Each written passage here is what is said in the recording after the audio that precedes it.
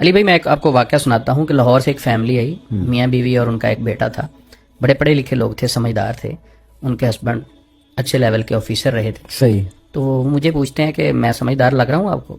صحیح. میں نے کہا بالکل آپ سمجھدار لگ رہے ہیں، بڑے اچھے لگ رہے ہیں. صحیح. تو کہتے ہیں پھر میں آپ کو مسلمان ہوتے ہوئے ایسی حرکتیں نہ بتاؤں جو مجھے نہیں کرنی چاہیے تھی. صحیح. میں نے کہا یہ بتائیں آپ. میں تو بڑا تعجب سے ان سے کہا.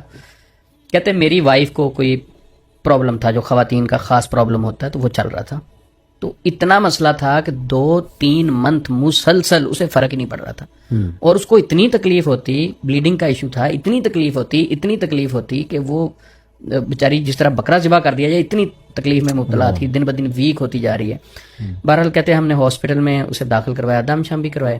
ہاسپٹل میں داخل تھی تو ایک بھائی نے کہا کہ دیکھیں ایک عیسائی عمل ہے، لاہور میں ہی ہے، اور اس کی 90 سال ایج ہے، آپ اس کے پاس ایک بار چلے جاؤ دام کروانے. میرے کہنے پہ ایک بار. کہتے اس نے اتنی منتیں کی، ہم نے کہا چلیں یہ بھی جا کے دیکھ لیتے ہیں، عیسائی ہے پھر کیا ہوا.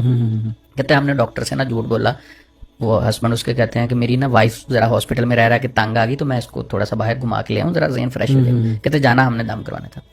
عثمان بھائی کہتے ہیں کہ ہم اس کو وہاں سے لے کے نکلے، میں اس عامل کے پاس گیا، وہ سگریٹ پی رہا تھا. اچھا. کہتا میں پڑھا لکھا لگ رہا ہوں. پھر اس نے پوچھا، کہتے مجھے اس نے کہا ہاتھ آگے کرو. کہتے میں نے ہاتھ آگے کیا، اس نے سگریٹ کی وہ راکھ تھی میرے ہاتھ پہ پھینکی. کہتا کھا لو. کہتا میں نے کھائی. میں کتنا ماشاءاللہ سمجھدار لگ رہا ہوں، میں نے کھائی. کہتا تب پھر کہتا اس کے بعد کیا ہوا، میری وائف کے سر پہ اس نے ہاتھ رکھا اور وہی سگریٹ پیتے ہوئے دھواں تھوڑا سا اس طرف پھینکا. اس نے کہا لے جاؤ. کہتے میں نے دل میں سوچا کہ یہ کیا اتنا سا کام تھا اور یہ کیا کہہ رہے ہیں. کہتے عثمان بھائی آپ حیران ہوں گے، میں وہاں سے نکلا، میری وائف کو وہ والی بیماری ایسے تھی جس طرح کبھی ہوئی نہیں. اچھا کہتے ہم گھر پہ آ گئے، رستے میں 2 دن 3 دن ہاسپٹل چلے گئے، بالکل اس کے بعد نہیں ہوئی بیماری. صحیح. اچھا میں نے اس سے پوچھا، اب ان کا کوئی اور مسئلہ تھا جو میرے پاس ہے. میں نے کہا صحیح بتائیں اگر آج وہ ہے زندہ. کہتے نہیں وہ فوت ہو گیا. میں نے کہا اگر زندہ ہوتا تو کہتا یقیناً ایمان میرا اجازت نہیں دیتا لیکن میں اس کے پاس ہوتا. میں نے کہا کیوں؟ صحیح. کہتا ایمان ہی ڈیمیج ہو گیا عثمان بھائی. میں نے کہا یہ ٹھیک تھا جو آپ نے کیا. کہتے میرا ضمیر مطمئن نہیں ہے، میں نے غلط کیا لیکن میں نے کیا. یعنی ہم اپنی آسانی کے لیے، ہم اپنے سکون اور سہولت کے لیے شریعت کو چھوڑ دیتے ہیں، اللہ اور اس کے رسول کی بات کو چھوڑ دیتے ہیں. میں کہتا ہوں کہ 100 بار تف ہے ایسے سکون پہ جو اللہ اور اس کے رسول کو ناراض کر کے ملے. ایسا سکون ہمیں نہیں چاہیے. بے شک. جو ظاہری دنیا کے سکون ہے وہ تو پھر غیر مسلموں کے بعد بہت ہیں، لیکن یہ عارضی حیات الدنیا والآخرۃ خیر. اب وہ خاتون کا مسئلہ اس پہ بھی تھوڑا سا یہ بنتا ہے کہ کیسے. میں نے 2-3 چیزیں سوچی. سب سے پہلے تو شیطان کا مقصد ہے کہ شرک کروانا. صحیح. تو وہ بیچارہ پتہ نہیں تنگ آ گیا ہوگا، انتظار کرتا رہا. وہ جب ایک غیر مسلم کے پاس پہنچا تو شیطان نے بھی کہا کہ بھئی اب میں جاتا ہوں، جو میرا مقصد تھا وہ پورا ہو گیا. ایسے عقیدے والے. اب کچھ لوگ کہیں گے جی وہ آپ ڈاکٹر سے علاج نہیں کرواتے، گورا ڈاکٹر جب علاج کرتا ہے آپ کے اسکین کرتا ہے، آپ کو ڈرپ لگاتا ہے، وہ کیسے لگوا لیتے؟ دیکھیں وہ ایک جسمانی معاملہ ہے، یہ ایمان کا مسئلہ ہے. بالکل ٹھیک. یہ شریعت کا مسئلہ ہے. صحیح. روحانیت کا مسئلہ ہے. صحیح. یہ آپ کی روح کے ساتھ چیزیں لنک ہیں. صحیح. تو اب وہ 2 چیزیں ہیں یہاں. ایک تو اس کا شیطان کا مقصد تھا کہ یہ کسی بلیک میجک والے کے پاس جائیں اور اپنے ایمان سے ہاتھ دھو بیٹھیں. قرآن کو چھوڑ کے دیکھیں، اس نے عیسائی نے کو قرآن پڑھ کے تو دم کرنا نہیں تھا. قرآن کو چھوڑیں، شریعت کو چھوڑیں تو میں آپ کو چھوڑ دیتا ہوں. انہوں نے چھوڑا تو شیطان نے بھی چھوڑ دیا. دوسرا یہ تھا کہ ہو سکتا ہے وہ جو میڈیسن لے رہے تھے ہاسپٹل میں، اللہ رب العزت نے اس دن اس ٹائم ان کو شفا دینی ہو، لیکن وہ راستہ غلط اختیار کر لیا، شفا اسی ٹائم ہی اس کی وجہ سے ایمان بھی چلا گیا تو آزمائش میں فیل ہو گئے. اچھا یہ علی بھائی اگر 5 منٹ کے لیے ہم سوچیں، اگر میری ایج 30 سال ہے تو میں تھوڑا سا سوچوں کہ پتہ ہی نہیں چلتا 30 سال کدھر گئے. اللہ.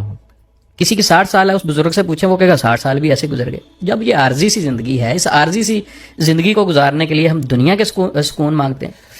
بے شک. صحابہ کرام تو ایسے سکون دیکھ کے رونا شروع کر دیتے تھے. سبحان اللہ. بلکہ مجھے سوری یہاں پہ بات کاٹ رہا ہوں، ایک حدیث یاد آ گئی.